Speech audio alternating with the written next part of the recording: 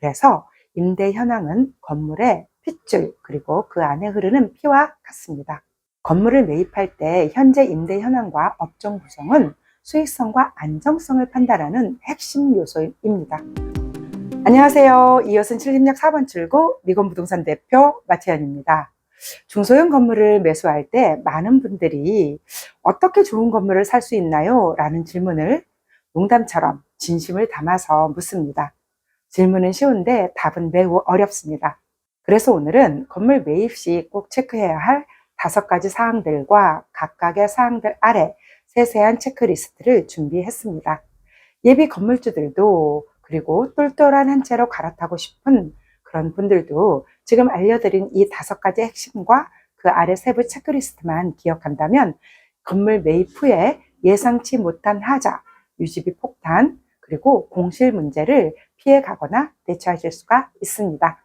지금부터 시작할 겁니다. 귀 쫑긋 세우고 집중해서 들어보시기 바랍니다. 첫 번째는요, 건물의 노후도와 유지 관리 비용에 대한 내용입니다. 건물은 시간이 갈수록 나이를 먹습니다. 그래서 매입하기 전에 준공 연도를 반드시 확인하셔야 되는데요. 물론 공인중개사가 설명을 해줍니다. 그러나 미리 건축물 대장을 통해서 건물의 준공부터 현재까지 이력을 알고 살펴보고 설명을 듣는다면 확실한 부분이겠죠. 대부분 30년이 넘으면 주요 구조부에 대한 문제, 그리고 15년에서 20년 사이에는 각종 설비 부분을 교체해야 할 시기가 도래합니다.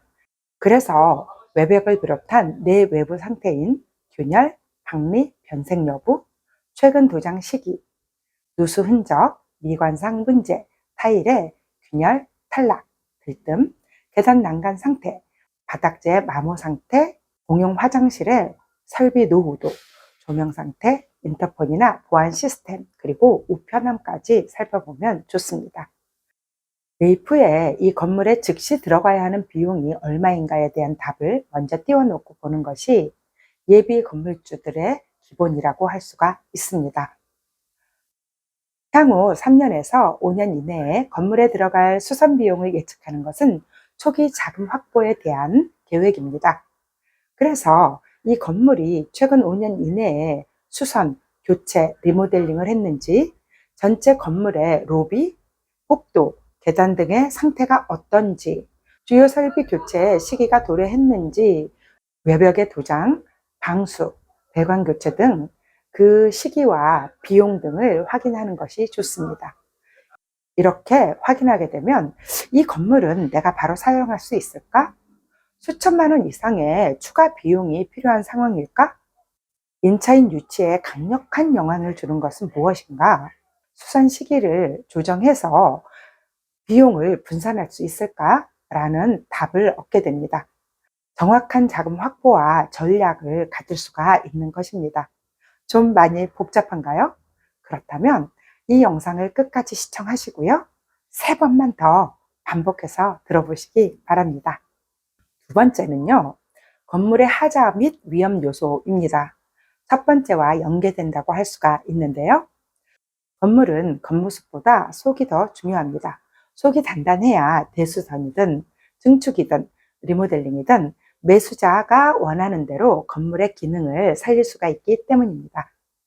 그래서 옥상부터 지하까지 누수 및 균열에 관한 2가지 옥상 방수 상태와 건물의 주요 구조부의 상태를 확인하고요.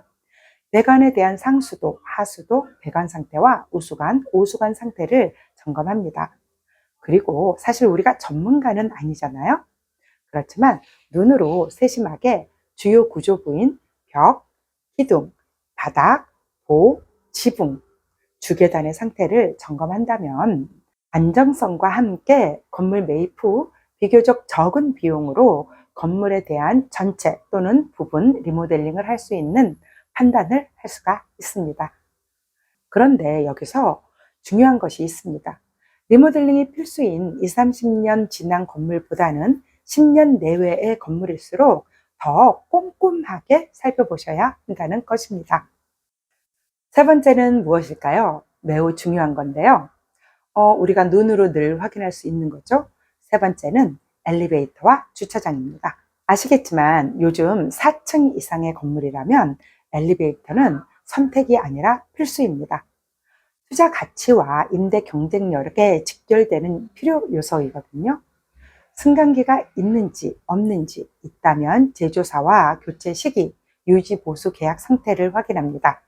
대체적으로 승강기, 엘리베이터는 교체 주기가 15년에서 20년이고요. 교체 비용은 적게는 7천만 원 이상에서 많게는 1억 원 이상까지도 소요될 수가 있습니다. 그리고 엘리베이터가 없는 건물이라면 승강기를 설치할 수 있는지 다음 사항들을 체크하셔야 합니다. 첫 번째가 건축법상의 설치 가능성이고요. 건물 구조적 수용 가능성, 그리고 설치 공간 확보, 또 인허가 절차, 용적률 초과 여부 등을 건축물 대장과 현황을 확인하면서 전문가와 상담을 해야 합니다. 엘리베이터를 설치할 수 있다면 임대의 용이성은 물론이고요. 건물 가치 상승에도 큰 몫을 하게 됩니다. 또한 주차장 유무도 상당히 중요하죠. 주차장도 건물의 가치, 고객의 편의성과 직결되기 때문에 임대에 직접적으로 영향을 끼칠 수가 있습니다. 공실률을 줄여주게 되는 것이죠. 건물에 주차장이 없다면 인근의 공용 주차장 등 주차 확보 가능성도 확인하셔야 합니다. 그리고 건물 내에 기계식 주차장이 설치되어 있는 경우가 많죠. 그렇다면 유지 보수 비용이 얼마인지, 안전성, 지금 잘 사용하고 있는지도 함께 확인하시기 바랍니다. 비용의 문제가 되거든요. 다음 네 번째입니다. 네 번째는 법적 규제와 준수 사항에 대한 확인입니다.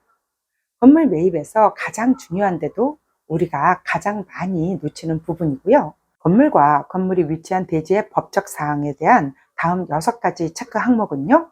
첫 번째가 용도 지역 및 지구 단위 계획, 두 번째가 불법 건축물 유무, 세 번째는 용도 위반 여부, 네 번째는 이행 강제금을 부과하고 있는지, 부과 가능성이 있는지, 다섯 번째는 도로의 조건입니다. 좁도는 어떻게 되어 있는지, 그리고 건축물 대장과 현황 불일치 여부를 반드시 확인하셔야 됩니다.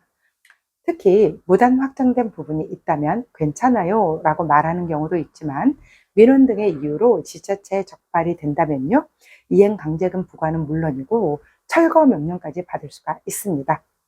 불법 건축물이 있다고 해서 무조건 나쁜 건물은 아닙니다. 건물의 문제점을 알고 매입하는 것과 모르고 매입하는 것은 대처 능력에서 큰 차이를 보입니다.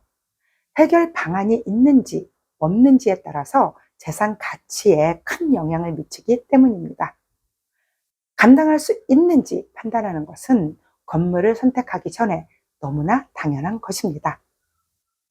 마지막 다섯 번째는 임대 현황과 업종의 구성에 대한 내용입니다. 예비 건물주님, 건물은 현금 흐름을 올려주는 부동산 자산입니다. 그래서 임대 현황은 건물의 핏줄, 그리고 그 안에 흐르는 피와 같습니다. 건물을 매입할 때 현재 임대 현황과 업종 구성은 수익성과 안정성을 판단하는 핵심 요소입니다. 공실률이 높거나 임대료가 시장 대비 낮은 경우 수익성 개선 가능성과 함께 위험성도 검토해야 합니다. 우리 몸의 피가 잘 돌아야 건강하듯이 임대의 흐름이 좋아야 안정적인 수익이 지속적으로 나옵니다.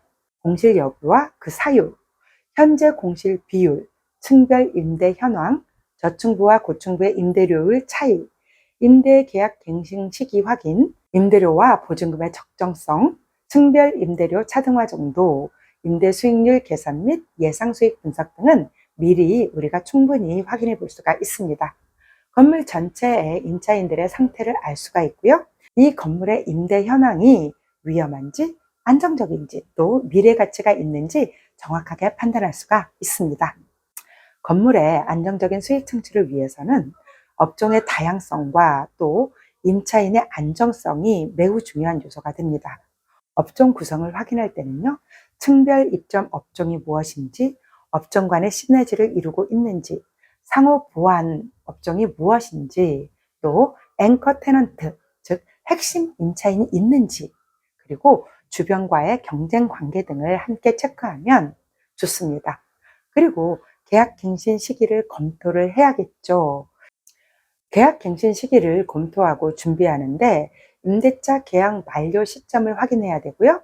계약 종료의 가능성도 검토하고 임대료 상승 가능성까지 꼼꼼하게 확인하기 바랍니다. 다시 한번 강조드리자면요. 상권과 입지에 맞지 않는 업종은 임대 자체가 불안정할 수도 있고요. 반대의 경우는 업종 구성이 탄탄하고 임차인 교체 수요가 증가하기 때문에 그런 건물들은 아시다시피 수익성 개선 가능성이 매우 높습니다. 지금까지 말씀드린 건물의 핵심 5가지 사항과 그 아래 세세하게 체크리스트들을 말씀드렸는데요. 이거는 단순한 리스트가 아니라 상가 건물, 즉 꼬마 빌딩 투자자분들이 건물을 선택함에 있어서 간과하고 넘어갈 수 있는 부분을 정확하게 짚고 확인해서 제안 드리는 것입니다. 이 영상은 좋은 건물을 선택하는 기준이 될 것이고요. 마르지 않는 샘물처럼 꾸준한 임대 수익과 시세 차익을 기대할 수 있는 건물을 만날 수 있도록 도와줍니다. 건물을 매입할 때 확실한 기준이 있으면 판단에 흔들림이 없고요. 건물의 상태, 수익성, 위험성을 정확하게 파악할 수가 있답니다.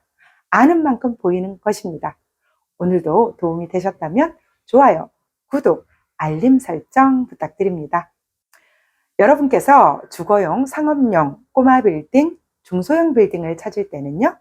부동산 자산경영 전문가이자 공인중개사인 저 마채현을 찾아주세요. 저는 언제나 2호선 신림역 4번 출구 미건부동산에 있습니다. 오늘도 좋은 사람들과 행복한 하루 보내시기 바랍니다. 감사합니다.